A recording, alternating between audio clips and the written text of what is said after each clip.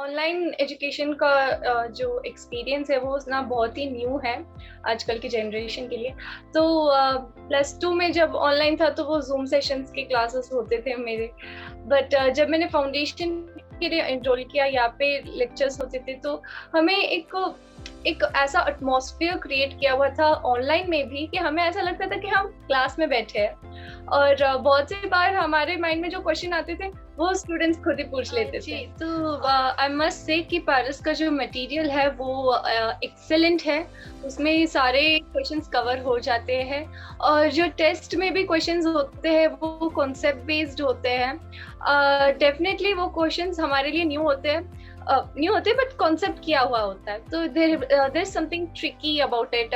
तो वो एक चैलेंजिंग सा रहता है। और पारस इंस्टीट्यूट ने बहुत ही अच्छा सपोर्ट दिया है। We used to be given these life management classes, so these were not just about managing studies, it was about managing everything। that जो ये सीए का जर्नी है वो एक बहुत ही लॉन्ग जर्नी है। तो इसमें जो भी स्टेजेस है वो सारे स्टेजेस बहुत ही इम्पोर्टेंट है। तो किसी भी स्टेज में आपको ना कोई भी ऐसे शॉर्टकट या फिर कोई भी मिसमैनेजमेंट नहीं होना चाहिए, क्योंकि उसका इफेक्ट आपको ना बाद में पड़ेगा। तो जब भी आप एक इंस्टीट्यूट को चूज करते हैं जो कि एक इतना इम्पोर्टेंट रोल प्ले करता है आपकी जर्नी में, तो वो इंस्टीट्यूट ऐसा होना चाहिए जो आपको ना कंसेप्चुअल क्लैरिटी दे सके। वैसे मेरी एक इच्छा है कि सीए बनने के बाद ना मैं पारस इंस्टीट्यूट खुद आऊँ, क्योंकि मैं ऑनलाइन की स्टूडेंट रही हूँ, तो मैं एक बार पारस इंस्टीट्यूट खुद आना चाहती हूँ, सारे फैकल्टीज को मिलकर उनको बताना चाहती हूँ कि उनका कंट्रीब्यूशन कितना इम्पोर्टेंट रहा है। And I really want to tell them a big thank you.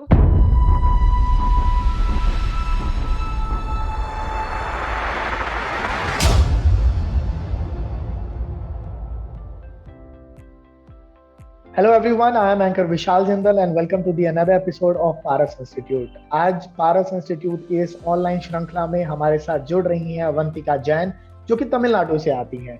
तो अवंतिका, आपका बहुत बहुत स्वागत है। Thank you. अवंतिका, तमिलनाडु किस चीज के लिए फेमस है? यहाँ पे बहुत सारी चीजें फेमस है, स्पेशली टेम्पल्स एंड आर्किटेक्चर। यहाँ के जो टेम्पल्स है वहाँ पे द्रविडियन स्टाइल है, जो कि बहुत ही इंट्रिकेट तरीके से बनाया गया है। सो अगर आप तमिलनाडु आते तो you should visit the temples. And food में सापाड़ सबसे ज्यादा फेमस है। इट्स लाइक मील जो आप बनाना लीफ पे खाते हैं ट्रेडिशनल तरीके से, और में मोस्टली राइस होता है और उसके साथ बहुत सारे वेजिटेबल्स होते हैं, तो आप उसको कंबाइन करके खा सकते हैं। सो दैट इज क्या बात है। सो हम लोग क्योंकि ना यहाँ नॉर्थ इंडिया में रहते हैं, तो हम जब भी साउथ इंडिया की कुछ भी फोटोग्राफ्स देखते हैं, क्योंकि मेरे बहुत सारे दोस्त हैं वो केले के पत्ते पे बहुत सारी तरीके की चटनीज एंड राइस एंड बहुत सारी चीजें रखी होती हैं, तो it's always been mouth watering. और अभी भी सिचुएशन ऐसी है जिस तरीके से आपने बताया, actually I am getting my mouth watered. So ये वहाँ की बड़ी खासियत है। और तमिलनाडु ऑफ कोर्स धर्म और अध्यात्म का भी समावेश है, बहुत खूबसूरत टेम्पल्स हैं वहाँ पे। तो चलिए, तो अब आप मुझे अपनी लाइफ के बारे में थोड़ा सा बताइए कि आपकी स्कूलिंग कहाँ से रही, कौन से स्कूल से आपने 10+2 करी है? मैं 10th तक सीबीएसई में थी, क्लूनी विद्या निकेतन से, और 11th-12th मैंने क्लूनी मेट्रिकुलेशन से की है। दोनों ही कॉन्वेंट स्कूल थी, क्रिश्चियन स्कूल थी। सो हाँ, कॉमर्स स्ट्रीम था मेरा। ओके। सो कॉमर्स का डिसीजन आपने कैसे लिया? जनरली क्योंकि 10th के बाद ना ये बड़ा इंपॉर्टेंट डिसीजन होता है, medical, non medical, arts, commerce, तो बहुत प्रेशर होता है दिमाग में। तो कैसे कॉमर्स का डिसीजन आया आपकी लाइफ में? वैसे ना मैं एक बहुत ही एक्सप्लोरेटिव स्टूडेंट रही हूँ, और मैंने ना कभी भी कोई भी डिसीजन जल्दी से नहीं लिया है। तो हाँ, 10th के बाद ये जो डिसीजन था वो बहुत ही डिफिकल्ट रहा था मेरे लिए, क्योंकि बहुत सारे कंफ्यूजन्स होते हैं, बहुत सारे ऑप्शंस होते हैं, और प्रॉपर गाइडेंस नहीं रहता इतना, तो और एक रियलिटी चेक भी नहीं रहता। But I should really thank my sister, जिन्होंने मुझे मोटिवेट किया कि कॉमर्स लीजिए। So yeah I chose to take commerce. Okay. तो आपकी फैमिली में कोई और भी है जो जिसने पहले कॉमर्स लाइन को चूज किया? क्योंकि आपने जैसे अपने सिस्टर का नाम लिया, तो वो भी कॉमर्स बैकग्राउंड से ही है? हाँ जी। ओके, तो प्लस टू में जब हम लोग होते हैं तो ऑब्वियस है कि हमें करियर चूज करना होता है, तो वैसे हमें प्रोफेशनल कोर्सेज में जाना होता है। तो ये सीए का डिसीजन लाइफ में कब आया कि मुझे सीए के लिए जाना है? तो जब मैंने कॉमर्स लिया था तब तो मैंने ये नहीं डिसाइड किया था कि मैं सीए करूँ। मैंने बहुत सारे ऑप्शंस को एक्सप्लोर किया, investment, financing, management, event management, बहुत सारे थिंग्स थे जो मैंने थरली एक्सप्लोर की। फिर बाद में मैंने रियलाइज किया कि शायद चार्टर्ड अकाउंटेंसी की जो वैल्यू है, जो रिस्पेक्ट है सोसाइटी में, वो सारे दूसरे प्रोफेशंस में नहीं है, इसलिए मैंने डिसाइड किया कि सीए करना है। और आप उस पथ पे अग्रसर भी हैं। फाउंडेशन की तैयारी आपने की, बहुत अच्छा आपने स्कोर किया। तो जब फाउंडेशन की बात आती है और बेस्ट स्कोर की बात आती है तो पारस इंस्टीट्यूट का नाम आता है। तो पारस इंस्टीट्यूट के बारे में कैसे पता चला, कैसे कनेक्ट करा आपने टीम के साथ? एक्चुअली मैंने उनका एक डिजिटल एडवर्टाइजमेंट देखा था और मैंने यूट्यूब पे उनके लेक्चर्स देखे। तो मुझे टीचिंग मेथड बहुत ही यूनिक लगा and I was thoroughly impressed. फिर मैंने पारस की मैनेजमेंट से बात की और उन्होंने मुझे पूरा सिस्टम एक्सप्लेन किया एंड मैंने डिसाइड किया कि यहीं पे करना है फाउंडेशन। पारस के लिए, क्योंकि उस समय लॉकडाउन का समय भी चल रहा था जब आपने ऑनलाइन क्लासेस अटेंड करी, और बहुत प्रेशर भी था कि एक तो हमें एक ऐसे कोर्स के लिए जाना है जिसके बारे में ये कहा जाता है कि ये टफ कोर्स है, और ऊपर से फिर ऑनलाइन क्लासेस। तो अब इसमें दो सवाल हैं कि बहुत सारे लोग ये सोचते हैं कि सीए एक टफ कोर्स है, इसकी प्रिपरेशन बहुत मुश्किल है। तो क्या आपको भी ऐसा लगता है कि ऐसा है, या फिर ये सिर्फ एक भ्रम है? मेरे हिसाब से थोड़ा सा तो हाइप क्रिएट किया हुआ है मार्केट में। ठीक है। बट रही बात कोर्स की डिफिकल्ट होने की, मैं बस इतना बोलना चाहती हूँ कि कोई भी डिफिकल्ट टास्क है, you should concentrate on making it easy first. और इसलिए ना हम लोगों के पारस में एक ऐसा सिस्टम डेवलप किया जाता है, जैसे अकाउंट्स में तो हम लोगों ने क्वेश्चंस को इस तरीके से सेग्रीगेट करके रखा है कि हाँ पहली बार में निकल गया तो सेकेंड टाइम में निकल गया तो हम उसको रीडिंग मोड पे रखते हैं, फिर प्रैक्टिस मोड पे रखते हैं, डिफिकल्ट क्वेश्चंस को 2-3 बार और करते हैं। तो लास्ट डे जो होता है, जो एक दिन पहले होता है एग्जाम के, तो हमारा सिलेबस बहुत रिड्यूस हो जाता है अगर हम इस ऐसे सिस्टमेटिकली काम करें तो ये डिफिकल्ट सब्जेक्ट इजी बन जाता है। तो कोर्स टफ होगा तो आपको ना एक अच्छा स्टार्ट करना है and that is what is important. तो ऑनलाइन क्लासेस का एक्सपीरियंस कैसा रहा? क्योंकि बहुत सारे बच्चे उस समय ऑनलाइन क्लासेस या फॉर्मेट में स्विच हो रहे थे और अटेंशंस भी थी, और ऐसे में एक ऐसे इंस्टीट्यूट का चुनाव करना, क्योंकि आप साउथ इंडिया में बैठी हैं और नॉर्थ इंडिया का एक इंस्टीट्यूट पे आपने ट्रस्ट किया, आपने करियर की जो बागडोर है वो आपने उनके हाथ में थमा दी। तो कैसे ऑनलाइन क्लासेस का एक्सपीरियंस रहा आपका? ऑनलाइन एजुकेशन का जो एक्सपीरियंस है वो ना बहुत ही न्यू है आजकल की जनरेशन के लिए। तो प्लस टू में जब ऑनलाइन था तो वो जूम सेशंस के क्लासेस होते थे मेरे। बट जब मैंने फाउंडेशन के लिए एनरोल किया, यहाँ पे लेक्चर्स हमारे रिकॉर्डेड होते थे, तो हमें एक ऐसा एटमॉस्फेयर क्रिएट किया हुआ था ऑनलाइन में भी कि हमें ऐसा लगता था कि हम क्लास में बैठे हैं। और बहुत सी बार हमारे माइंड में जो क्वेश्चन आते थे वो स्टूडेंट्स खुद ही पूछ लेते थे। और तो ऐसा लगा नहीं कि कोई भी कमी रह गई ऑनलाइन एजुकेशन में। So it was all in good. तो एक अच्छी ऑनलाइन क्लासेस में ना एक ये फील भी आता है कि आपको ऐसा भी फील होता है कि ये 1-on-1 क्लास चल रही है, क्योंकि टीचर एंड बोर्ड पे कैमरा फोकस्ड होता है और आप सामने बैठे होते हो, तो एक फील आता है। और बहुत सारे लोग वैसे सवाल भी पूछ लेते हैं, आपने बिल्कुल ठीक बात कही। तो अब बात करते हैं कि आपको किस तरीके से आपका पैटर्न सेट होता था, रोज का आपको लेसन्स मिलते थे, एक साथ मिलते थे, किस तरीके से आपका टाइम शेड्यूल रहता था उन लेसन्स को तैयार करने का, उसके बारे में थोड़ा सा बताइए। हम लोग को डेली स्केड्यूल दिया गया जाता था और हम लोगों की ना 5 लेक्चर्स मैक्सिमम अ डे में होते थे। फाउंडेशन के लिए 4 लेक्चर्स ही होते थे यूजुअली।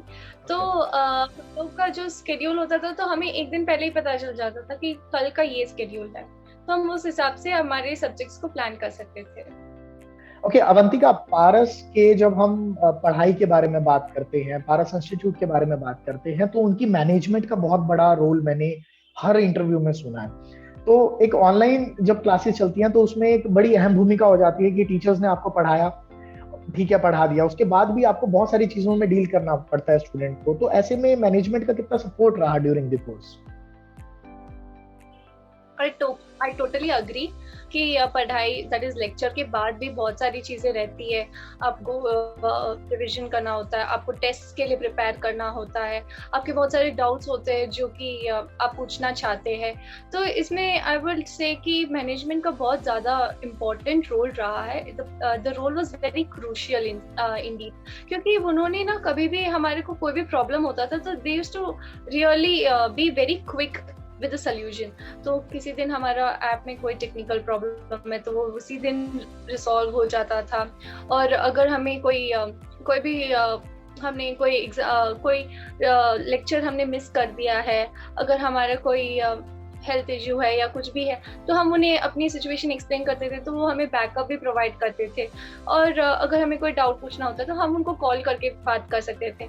और मंथली वंस, वीकली वंस उनका ऐसा कॉल आता था और वो हमें पूछते थे कि आपकी क्लासेस कैसी चल रही है, आपको कोई प्रॉब्लम तो नहीं हो रही है। तो हम कुछ भी बोलते थे तो वो उनका सोल्यूशन वो लेके आते थे, and that was very effective, I must say. Okay, तो आपको स्टडीज के साथ साथ बिल्कुल एक पर्सनलाइज टच मिला है मैनेजमेंट की तरफ से कि आपकी केयर टेकिंग के लिए भी कोई है जो आपको इन टर्म्स ऑफ एजुकेशन और आपकी पर्सनल जो दिक्कतें आई हैं उनको सुनने वाला कोई है पारस इंस्टीट्यूट में। ओके, सो अब बात करते हैं हम लोग टेस्ट सीरीज की। टेस्ट सीरीज बड़ी कमाल की मैंने सुनी है, और क्योंकि पारस इंस्टीट्यूट की जो फैकल्टी है उनका 25-25 सालों का एक्सपीरियंस है। और ऐसे में बहुत सारे बच्चे ये कहते हैं कि सर हमारे जो टेस्ट है ना, वो जब हम पैदा भी नहीं हुए थे उससे पहले जो पेपर आते थे, तो वो वाले टेस्ट भी हमारे टेस्ट सीरीज में कई बार डले होते हैं। तो उसके बारे में थोड़ा सा जी, तो आई मस्ट से कि पारस का जो मटेरियल है वो एक्सेलेंट है। उसमें सारे क्वेश्चंस कवर हो जाते हैं, और जो टेस्ट में भी क्वेश्चंस होते हैं वो कॉन्सेप्ट बेस्ड होते हैं। डेफिनेटली वो क्वेश्चंस हमारे लिए न्यू होते बट कॉन्सेप्ट किया हुआ होता है, तो there something tricky about it. तो वो एक चैलेंजिंग सा रहता है। हम लोग के ना चैप्टर वाइज टेस्ट होते थे, लाइक अगर एक लेसन आज कंप्लीट हो गया है तो 5 दिन में हमारा टेस्ट होने वाला है, तो we used to prepare the chapter in such a way कि हाँ 5 दिन में we are ready to give a test. And then after chapter wise test we used to have unit test and final test. तो unit test में three भाग हो जाते थे एक सब्जेक्ट के, तो हम 3 दिन में उस सब्जेक्ट को कंप्लीट कर देते थे, और इस तरीके से हम लोग प्रिपेयर करते थे हमारे यूनिट टेस्ट और फाइनल टेस्ट के लिए। तो final test is to be a full fledge 3 hour paper, 2 hour paper. तो हम लोग जैसे ना ICI का एग्जाम, फाइनल एग्जाम लिख रहे वैसी वाली फीलिंग आती थी हम लोग को। तो हम ना बहुत ही अच्छी तरीके से प्रिपेयर हो जाते थे। तो जो पेपर इनकम्प्लीट रह जाना या फिर पैनिक अटैक आ जाना, तो ये सारी प्रॉब्लम्स ना हम लोग एग्जाम के पहले ही एक्सपीरियंस कर लेते थे। So I think that was the most helpful thing ever. और पारस का जो टेस्ट सीरीज है दैट्स रियली ऑसम। वो जो एग्जाम से पहले दिल धक धक करता है कि अरे कैसा होगा पेपर, हम पहली बार दे रहे हैं। जनरली देखो आम कोर्सेज में क्या होता है कि, और बहुत सारे इवन जो CA के इंस्टीट्यूट में ही है, बच्चे डरे हुए होते हैं, बट यहाँ पर मैंने हमेशा ये देखा है कि बच्चे बहुत कॉन्फिडेंट होते हैं, पेपर देने जा रहे होते हैं। तो वो ऐसे होता है कि हम ये फाउंडेशन और ये CA तो हम ऐसे क्रैक करके आ जाएंगे। पर जब ये टेस्ट की बातें चल रही होती हैं, जब आपके UTs FTs होते हैं, तो इससे पहले कितना स्ट्रेस होता है, और इस स्ट्रेस को रिमूव करने के लिए फैकल्टी की तरफ से कैसी सपोर्ट आपको मिलती है? जी, स्ट्रेस तो रहता है। जैसे अभी कल एग्जाम है, तो हमको ऐसा होता है कि कहाँ से स्टार्ट करें क्योंकि इतनी बड़ी बुक देख के हम घबरा जाते हैं कि कहाँ से स्टार्ट करें। फिर हम देखते हैं कि ठीक है, ये वाला क्वेश्चन किया हुआ है, ये वाला क्वेश्चन नहीं किया हुआ है, ये थोड़ा डिफिकल्ट है, इसको वापस प्रैक्टिस करने की जरूरत है। तो उस हिसाब से हम लोगों ने सिलेबस को तो ऑलरेडी रिड्यूस कर रखा होता है, तो उसको रिविजन ही चलता है। फिर 2-3 बार रिविजन होने के बाद we are really ready for the exam, और फिर हमारा स्ट्रेस बहुत ही कम हो जाता है। जैसे लॉ है जिसमें राइटिंग की बहुत ज़रूरत होती है, तो मेरे को लगता है कि मैंने अपना FT में ना कभी भी पूरा पेपर नहीं लिखा होगा। वो मेरा छूट जाता था, बट इतना प्रैक्टिस हो गया था अनकॉन्शियसली कि जो ICI का फाइनल एग्जाम था, I was able to attend the whole paper. That is a very positive point. Okay, and what's your views on Paras notes? ये as compared to ICI, पारस के notes कैसे हैं as compared to ICI? I would say कि these are very accessible and these are very go through type कि आप ICI का जो module है that's great, but जो पारस का मटेरियल है that is no match because वो तो बहुत ही excellent है क्योंकि it's very easily accessible. तो आप हर चैप्टर को देख के कर सकते हैं. जैसे मैं मैथ्स का एग्जांपल देना चाहूंगी.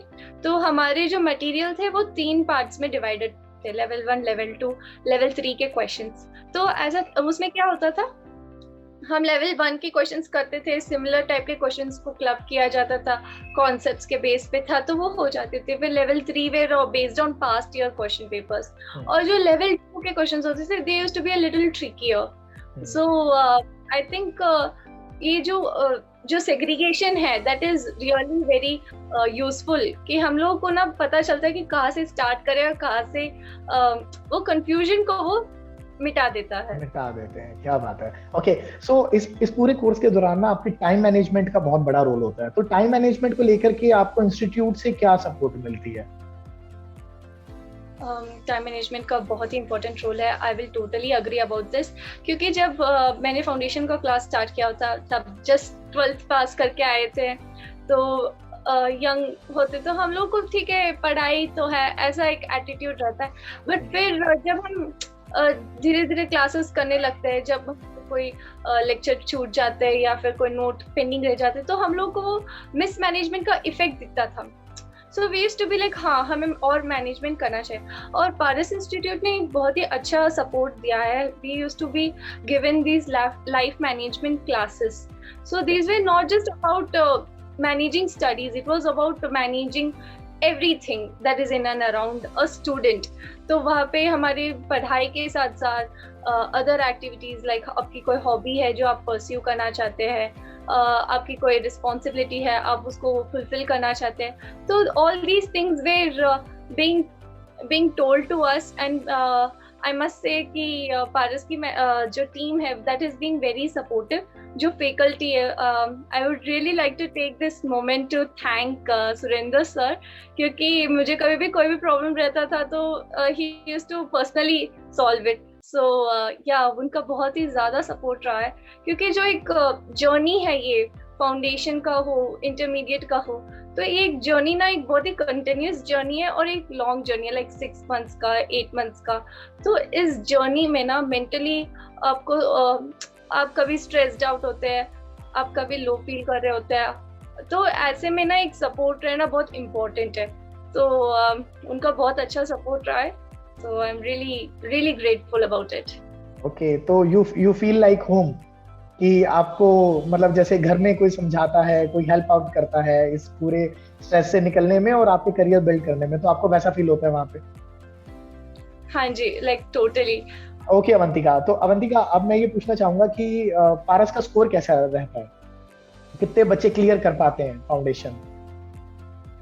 आई थिंक बहुत हाई होगा क्योंकि मैं ऑनलाइन की स्टूडेंट रही हूँ तो मुझे एग्जैक्टली आइडिया नहीं है, बट मस्ट से कि उनके जिस तरीके से एक अच्छा सा सिस्टम डेवलप करके रखा है, एक जैसे पढ़ाई है, नोट्स है, टेस्ट्स है, तो जिस भी स्टूडेंट ने उस सिस्टम को शिद्दत से फॉलो किया है ना तो उनका तो क्लियर होना ही है.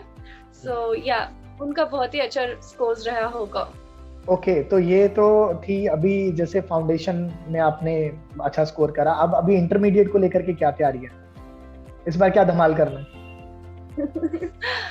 इंटरमीडिएट की पढ़ाई चल रही है. मैं बस इतना बोलना चाहती हूँ, there's a quote in English, it's like be silent while you're working, let the success make the noise. So मैं इस बार में right now चुप रहना चाहूंगी. रिजल्ट के बाद, एग्जाम के बाद तो मेरा स्कोर धमाल मचा ही देगा. क्या बात है, डेफिनेटली. और आपसे बात करके लग भी रहा है कि आप धमाल मचाने के लिए तैयार हैं, और फिर जब आप धमाल मचा देंगे, जब आप सीए बन जाएंगे, फिर डेफिनेटली हम लोग एक इंटरव्यू और करेंगे जिसमें आपकी पूरी जर्नी के बारे में बातचीत होगी, आपकी सीए बनने की जर्नी के बारे में. ओके, मैं एक चीज पूछना चाहता हूँ अवंतिका कि हमें ना जब भी एक इंस्टीट्यूट का चुनाव करना होता है तो बहुत सारी टेंशन्स होती हैं दिमाग में. तो एज अ स्टूडेंट आपको क्या लगता है कि और स्टूडेंट्स को जब भी हम कोई इंस्टीट्यूट को चुन रहे हैं कि हमें किसके लिए आगे जाना है, तो आपको क्या पॉइंट्स को ध्यान रखने चाहिए?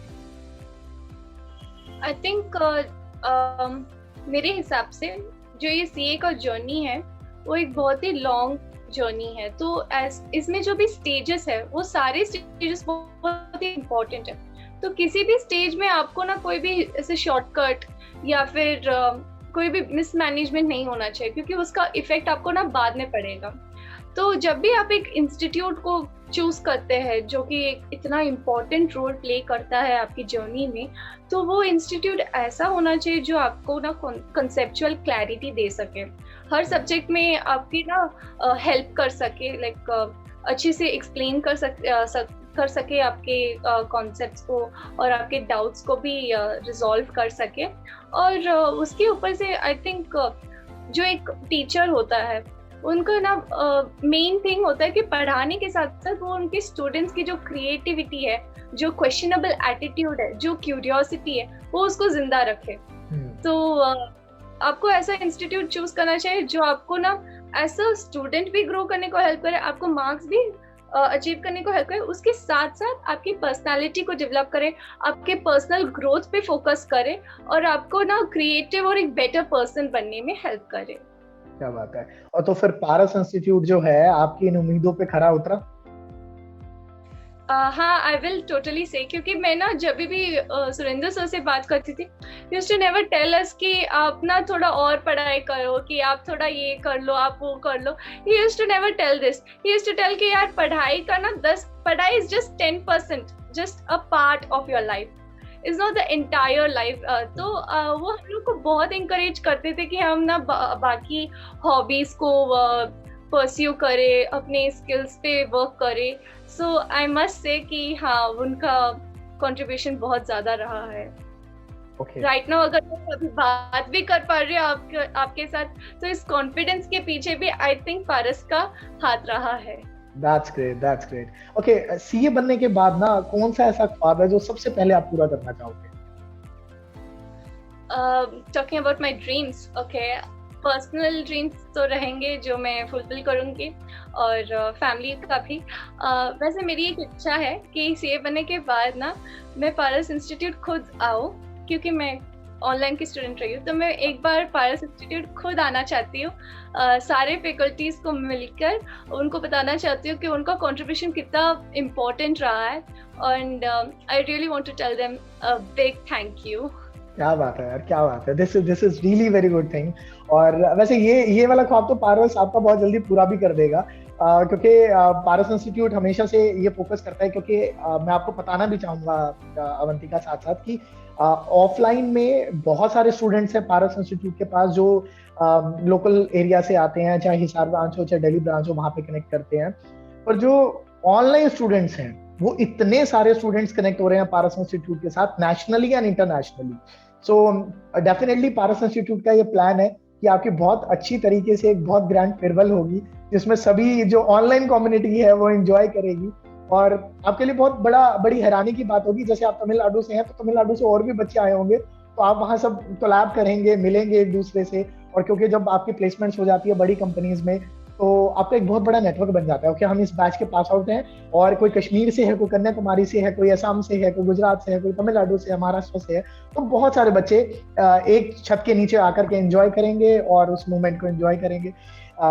ओके, अब एक चीज और मैं पूछना चाहता हूँ अवंतिका, पारस इंस्टीट्यूट के बारे में जो आप दिल से कहना चाहें, उनकी फैकल्टी को कुछ कहना चाहें, एक मैसेज आपकी तरफ से। पारस इंस्टीट्यूट के लिए मेरा मैसेज ये रहेगा कि आप जो भी काम कर रहे हैं वो अमेजिंग है, एंड प्लीज कंटिन्यू। और मेरी इच्छा ये रहेगी कि बहुत सारे लोग पारस से मिले और पारस से जुड़े, क्योंकि पारस इंस्टीट्यूट ना एक बहुत ही अमेजिंग इंस्टीट्यूट है, जिसे 12th तक है, तो आपकी ना स्कूलिंग वहीं पे खत्म हो जाती है। फिर उसके बाद जब आप प्रोफेशनल कोर्स में जाते हैं तो टीचर्स से आपका कभी कोई लगाव नहीं रहता है। इट्स लाइक जस्ट आप आए क्लास में, उन्होंने पढ़ा लिया, उन्होंने आपके डाउट्स क्लियर कर दिए, फिर आपको पूरी मेहनत अपने आप करनी पड़ती है। तो यहाँ पे ना एक जो पर्सनल टच रहा है टीचर्स के साथ, मैं चाहती हूँ कि ना वो पूरे इंडिया एक्सपीरियंस करे, बहुत सारे स्टूडेंट्स मिले और पारस से ग्रेजुएट, मतलब पारस से वो पास आउट हो। तो ये मेरी इच्छा रहेगी, और मेरा मैसेज रहेगा कि आपने जो भी कॉन्ट्रीब्यूशंस किया है हर एक स्टूडेंट की लाइफ में, I am sure everyone is very thankful about it. So I take this moment to show my gratitude. Thank you so much Paras institute for everything that you have done, चाहे वो management का support रहा हो, notes का रहा हो, lectures का रहा हो, टेस्ट का हो, और कंस्ट्रक्टिव रिमार्क्स रहे हो, रिव्यूज रहे हो। So I really have to thank you for making me who I am today. So yeah, क्या बात है, थैंक यू। तो है जो पारस के स्टूडेंट्स के लिए है कि आप एक बहुत ही अमेजिंग इंस्टीट्यूट के पार्ट हो। So I think you should be really proud of it. And आपको ना हमेशा जो भी पारस के अच्छी क्वालिटीज को अपने आप में उतारना चाहिए, कि एक सर्विस का भाव रहे, आप हेल्पिंग रहे। तो yeah, that is my message to Paras institute के स्टूडेंट्स। चलिए अवंतिका, ये आपसे इंटरेक्शन करके बहुत मजा आया, और आपने जो स्पार्क है, डेफिनेटली ये स्पार्क इस इंटरव्यू के माध्यम से बहुत सारे स्टूडेंट्स में ट्रैवल करने वाली हैं। वो सीए बनने के लिए जो फायर है, आज उसको हवा मिलने वाली है इस इंटरव्यू के बाद। सो वी रियली विश कि आप बहुत जल्दी से सीए बने, पारस इंस्टीट्यूट आए और इस सक्सेस को एंजॉय करें, और यही कामना करते हैं कि आप जल्दी से जल्दी सीए बन करके हमें विजिट करें। Sure. Thank you so much, Avantika.